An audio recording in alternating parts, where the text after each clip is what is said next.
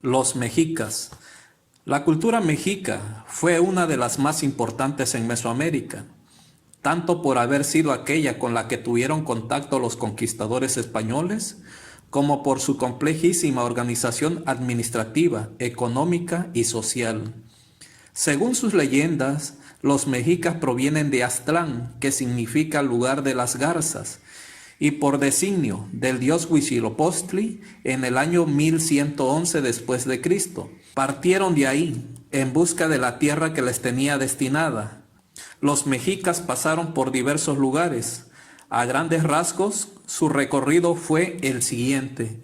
Salieron de Coatepec a Tula, de Tula a Apasco, de Apasco a Zumpango, de Zumpango a Jaltoacán, de Jaltoacán a Excatepec, de Excatepec a Tultetlac, de Tultetlac a Coatitlán, de Coatitlán a Tecpayoacán, de ahí a Pantitlán, posteriormente a Popotlán, después a Tlacuihuayan, posteriormente a Chapultepec, de ahí a Culhuacán, posteriormente a Mexicalcingo, y después a Iztacalco, y por último al islote del lago de Texcoco.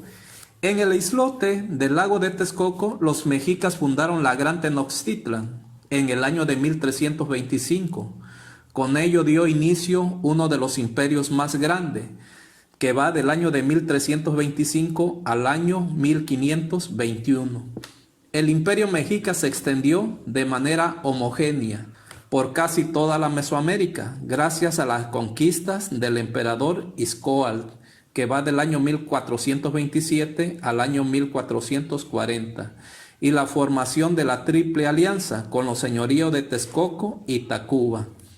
La cultura mexica se caracterizó por una ideología política basada en la idea de ser el pueblo elegido por los dioses, misma que justificó no solo por su gran expansión territorial, sino también los sacrificios humanos. Asimismo, tuvo un curioso sistema educativo como medio para inculcar valores basados en la vida austera y en la disciplina. A pesar de su esplendor, el imperio mexica comenzó a debilitarse en la segunda década del siglo XVI, debido en parte a los problemas que implicaba el control, la organización y la administración de los pueblos sometidos, y en parte por las zonas enclavadas en el imperio, que no habían logrado ser conquistados. Aún a esto, la presencia y amenaza de conquista por parte de los españoles no hizo otra cosa más que aumentar la crisis. Si bien el imperio mexica tuvo muchos gobernantes, uno de ellos fue Moctezuma, quien vivió la máxima concentración de poder político, militar y religioso. Asimismo, Cuitláhuac, quien gobernó tras la muerte de Moctezuma y Cuauhtémoc. Vinieron la mayor amenaza al imperio y su posterior destrucción. La caída del imperio mexica está fechada en el año 1521 con la captura de Cuauhtémoc, último tlatoani mexica. Características de la cultura mexica. En el aspecto cultural, en la educación había dos tipos de escuela. Calmecac, la escuela para hijos de los nobles, donde se les enseñaba sobre la religión, guerra, artes, para prepararlos para el sacerdocio. El Tepochcali, la escuela para el pueblo donde se les preparaba para la guerra o la agricultura. En el arte, sus esculturas estaban elaboradas principalmente con piedras y terracota. Un ejemplo muy representativo es el monolito del Tlatecuhtli, que mide 4 metros de alto, 3.75 de ancho y 38 centímetros de espesor. Utilizaron la arquitectura como medio de expresión sobre la visión que tenían del mundo. Un ejemplo muy claro es el Templo Mayor. En el aspecto político tenían un sistema de gobierno que era imperial, con un emperador o tlatoani a la cabeza. El imperio se distinguió por su expansión agresiva y el sometimiento de otros pueblos para obtener tributos. Solo un puñado de civilizaciones, como los purépechas, los tlaxcaltecas, pudieron hacerle frente hasta la llegada de los españoles. En el aspecto social, Los mexicas estaban divididos de la siguiente manera: el Tlatoani, que era el emperador; el Pipiltín y Tetecuchtín, que era la nobleza, y estos estaban integrados por los Yaoteca, que eran los guerreros; Poxteca, comerciantes; Teopixqui, los sacerdotes; Calpuleque, que eran los señores del barrio, o Calpulli. Y la otra división eran los Maxexualtín, que era el pueblo, y por último los Tlacuachtín, que eran los esclavos. En el aspecto económico estaban basados en 3 pilares: la agricultura. Aquí se cultivaba el maíz, el frijol, la calabaza, el amaranto, el tomate, el cacao, el chile, entre otros. Estaba también el comercio. Este podía ser con los pueblos circundantes, comercio local, o intercambiando bienes de lujo, comercio a larga distancia. Y también estaba el tributo en especies, que era en piedras preciosas, telas, algodón, entre otros, y así también el trabajo. En el aspecto religioso, los dioses mexicas estaban representados mayoritariamente con una apariencia antropomórfica, y ricos y complejos atuendos. De entre los ornamentos que portaban, algunos eran muy característicos e incluso exclusivos de un dios. Particularmente, este ornamento o atributo estaban relacionados con la personalidad de los dioses, es decir, expresaban su ser.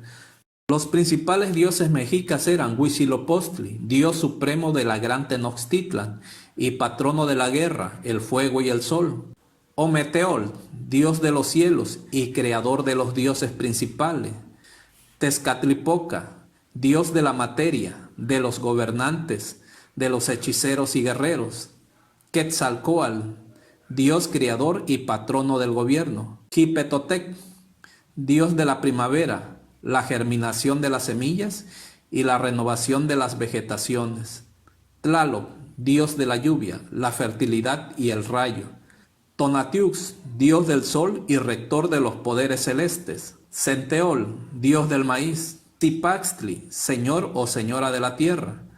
De todos estos dioses, Huitzilopochtli era el principal dios de los mexicas, pues según la mitología, fue quien les dio la tierra prometida, el islote donde fundaron la gran Tenochtitlan.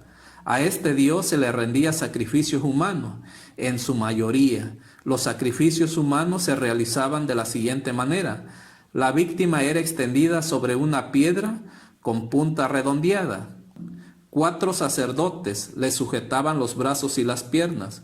Un quinto sacerdote le enterraba un cuchillo de obsidiana en el pecho y le arrancaba el corazón.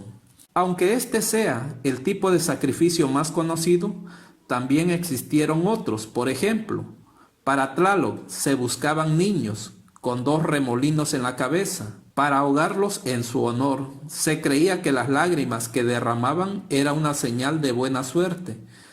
Para la diosa de la tierra, de un solo tajo se decapitaba a un joven. Y para Xipetotec se desollaban a las víctimas, se desmembraba su cuerpo y un sacerdote vestía su piel.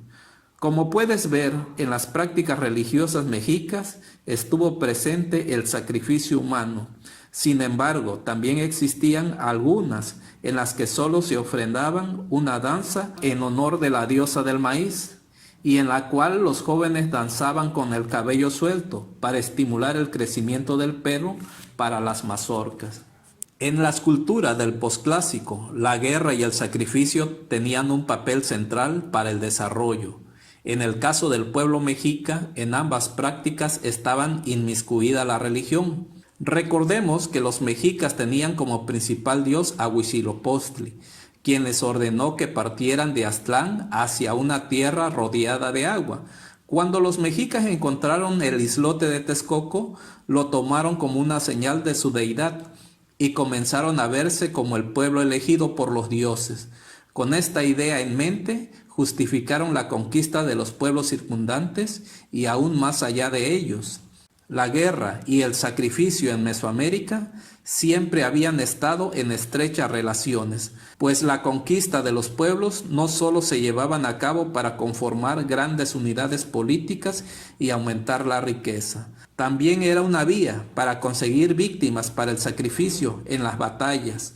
Los mexicas no solían asesinar a sus enemigos, más bien buscaban capturarlos a fin de ofrecerlos en sacrificios a sus dioses. Cuando los mexicas capturaban a sus enemigos, los llevaban a la gran Tenochtitlan y ahí los hacían desfilar primero ante el Tlatoani y después frente a las estatuas de sus principales deidades. Al día siguiente, el prisionero subía a la cima de una pirámide, donde ya lo esperaban 5 sacerdotes, que lo recostaban en una piedra bombada, le sujetaban los brazos y las piernas, mientras uno de los sacerdotes le abría el pecho para extraerle el corazón, que había de ser ofrecido a los dioses. Posterior a esto, el cuerpo era bajado y su cabeza se colocaba en una estructura de madera, llamada Etzonpantli. Este tipo de rituales lo realizaban con 2 finalidades principales. Una de ellas era consagrar, crear, mantener y restaurar la relación entre el hombre y lo sagrado. La otra es regenerar y recrear tanto el cosmos como la fuerza de la naturaleza. Los elegidos para ser sacrificados usualmente eran niños regalados o vendidos, pequeños esclavos o hijos de prisioneros de guerra. Los niños eran sacrificados en 2 tipos de rituales: los que se realizaban conforme al calendario de las fiestas mensuales y los que se realizaban de forma ocasional, como ante alguna sequía, para tener suerte en alguna batalla, conmemoraciones de nuevas construcciones o ante alguna helada. Ambos tipos de sacrificio tenían importancia, pero en el caso de los que se hacían con base al calendario, tenían aún mayor relevancia, pues se dedicaban a las deidades de la lluvia y a los mantenimientos como pago a los bienes recibidos y los venideros. Asimismo, fungía como un regenerador del tiempo, pues para los mexicas este era ciclo y recuperable. Además, estaba sujeto a un constante proceso de degradación. Estos sacrificios comenzaban en el 16º mes y continuaban hasta el 4º mes del año siguiente, solo siendo interrumpidos por 5 días. Las víctimas de los sacrificios eran elegidas según la ceremonia que se llevaba a cabo. La liturgia establecía con rigor el origen, sexo, edad y condición de quienes serían sacrificados. Así no solo los niños eran sacrificados, también las mujeres jóvenes, albinos, sacerdotes, músicos y por supuesto esclavos. Asimismo, la liturgia también puntualizaba tanto la forma en la que debían ser sacrificados como el destino de los cadáveres. Ahora bien, y como ya mencionamos, la guerra tenía prácticamente 2 funciones, una que se centraba en el dominio de los pueblos y que beneficiaba a la economía mediante el sistema tributario, que podía ser en especie o en trabajo, y otra que se centraba en conseguir prisioneros para los sacrificios. Básicamente existía 4 tipos de guerra, siendo la perpetua, también llamada guerra sagrada o florida, la que estaba relacionada con los sacrificios.